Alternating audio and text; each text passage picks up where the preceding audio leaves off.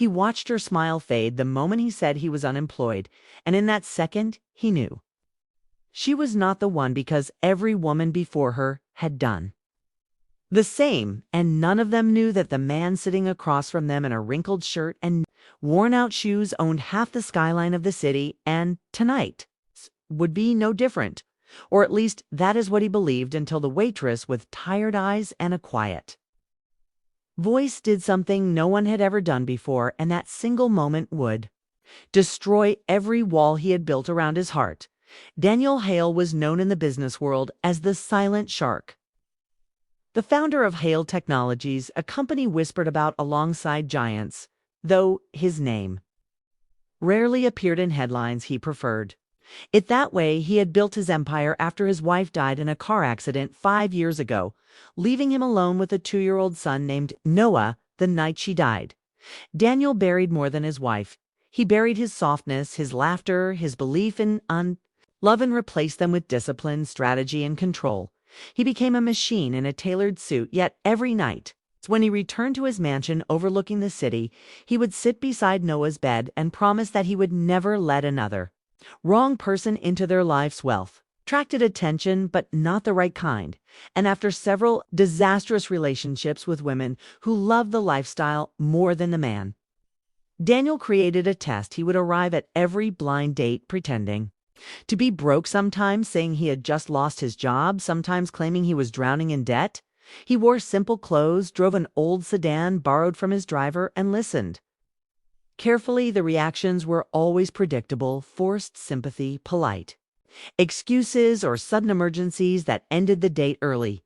He kept a mental scorecard, and every time someone failed, he felt both vindicated and exhausted because part of him still hoped someone would pass. That night, his assistant had arranged another date at a modest downtown restaurant, a place far from the glittering venues. He actually owned a woman across from him whose name was Prat.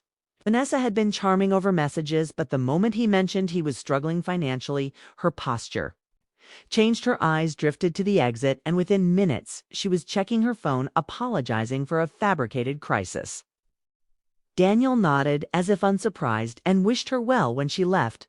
He remained seated, staring at the half-finished glass of water, feeling the familiar emptiness settle in. That was when he noticed the waitress she had been serving their table quietly throughout the evening. Her name tag read Emily, and she approached hesitantly, asking if everything was all right. Daniel gave a small smile and said the date ended early because he was not exactly a catch these days, expecting a polite laugh. Instead, she tilted her head and said, "Maybe you just haven't met someone who cares about who you are when no one is watching." Her words caught him off guard. Most people would not waste sympathy on a stranger, but there was no mockery in her tone, only sincerity. He found himself asking her why she believed that, and she shrugged, saying, "People are more honest when they think nothing can be gained." Daniel studied her more closely. She wore no expensive jewelry.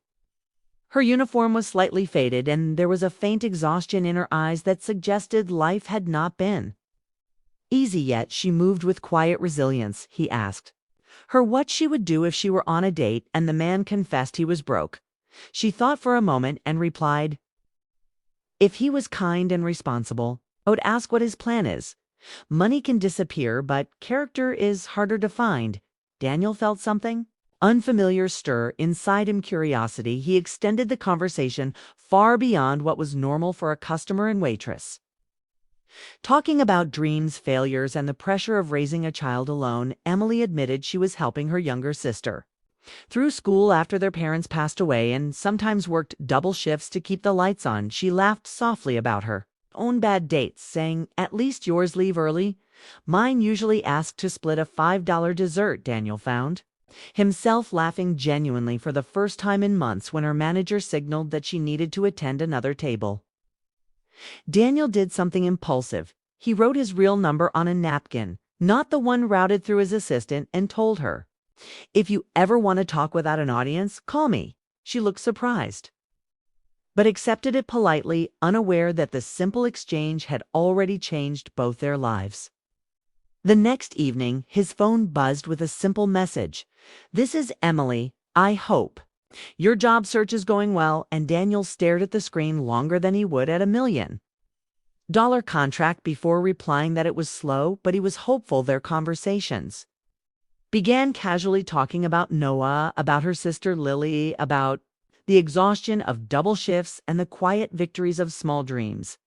Daniel never revealed his wealth, and Emily never pried weeks past, and instead of luxury restaurants, he suggested walks in public parks, cheap coffee shops, and bookstore. Visits Emily never complained. In fact, she seemed relieved by the simplicity. One rainy afternoon, she brought a handmade dinosaur toy for Noah, sewn from leftover fabric after Daniel mentioned his son loved dinosaurs. Daniel was stunned because no woman he had dated before had shown interest in his child beyond politeness. When he introduced them at a playground, Noah was usually shy, clung to her, instantly laughing as she chased him. Pretending to roar, Daniel watched from a bench, feeling something dangerously close to hope, yet fear lingered, so he extended the test, telling Emily he might need to move to a smaller apartment due to financial strain and would have less time for outings.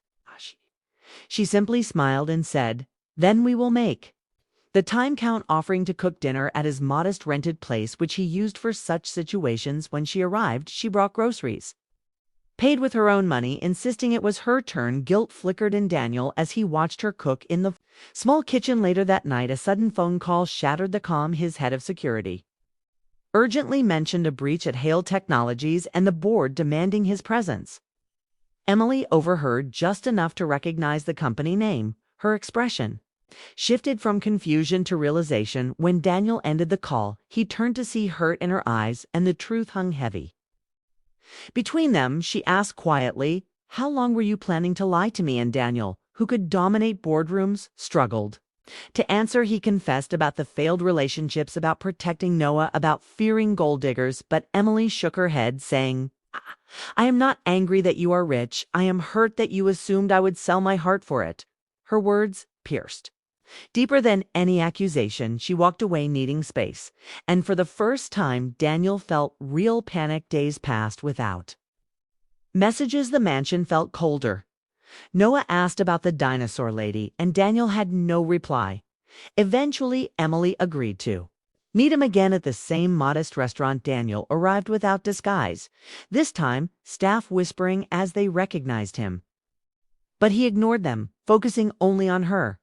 He apologized without excuses, revealing his guilt over his wife's death and his fear of loving. Again, Emily listened, then said, "Trust is rebuilt with actions, not speeches. If you want this to work, start by being honest with your son." Daniel agreed, inviting her to the mansion, where Noah ran into her arms, promising she would never disappear. Without goodbye, weeks turned into months. Emily became part of their rhythm, challenging Daniel when he overworked, insisting on simple dinners. Despite the chefs, the board noticed changes in their CEO, yet trouble brewed as the earlier security breach traced back to a resentful executive who had attempted to dig into Emily's past. Daniel confronted him, resulting in termination and legal action, but media storms followed and company stock trembled. Emily offered to step back, but Daniel refused, declaring he would not sacrifice love for business. Again, he publicly stepped down temporarily to restore stability.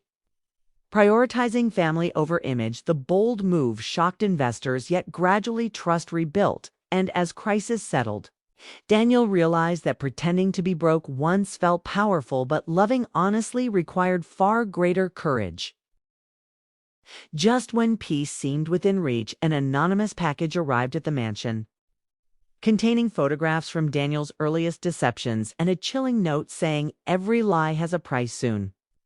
Another message reached Emily, urging her to ask about the night his wife died. Confusion spread because Daniel had already confessed his guilt, yet deeper investigation uncovered a darker truth. Incomplete police reports from years ago suggested the accident was not random, but linked to a corporate procurement rivalry tied to this same competitor, recently exposed for espionage.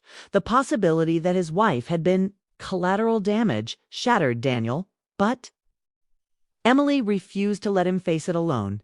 Together, they hired independent investigators, uncovering hush money payments, and suppressed evidence. Authorities reopened the case, and media storms erupted. Executives from the rival corporation were arrested, and the missing driver, located living under a false identity, eventually confessing to being pressured into silence. Daniel realized he had carried misplaced guilt for years, blaming himself for tragedy orchestrated by greed beyond his control. Through courtrooms and headlines, Emily remained steady, proving her love was rooted in resilience, not wealth.